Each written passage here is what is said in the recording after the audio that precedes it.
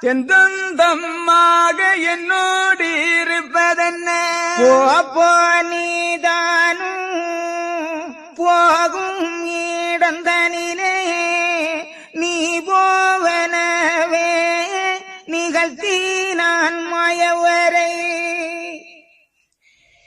அப்போ அந்த மன்னனுக்கு எம்பெருமான் சில நியாயங்களை எடுத்துச் சொல்லுகின்றார்.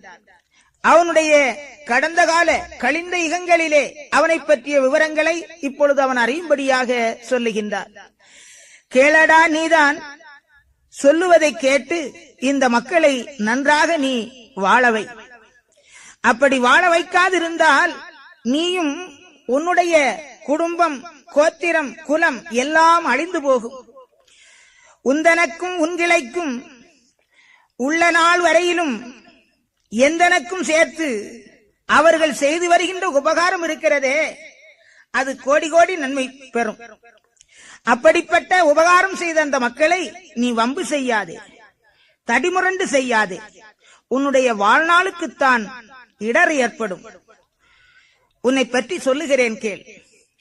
1வது யுகம் நீடிய யுகம். அதிலே நீ உற்ற குரோணி. பசியால் நீ மண்ணெல்லாம் எடுத்து விழுங்க இருந்தாய். அப்பொழுது உனக்கு பூத குருமுனிவன் புத்தி சொன்னான்.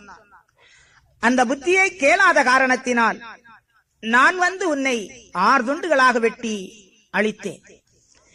2வது யுகத்திலே, அதாவது சதுர யுகத்தில் நீ குண்டோமசாலியனாக பிறந்திருந்தாய்.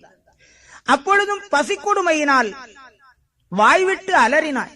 தவலோகமே கிடுகிடென்று ஆடியது.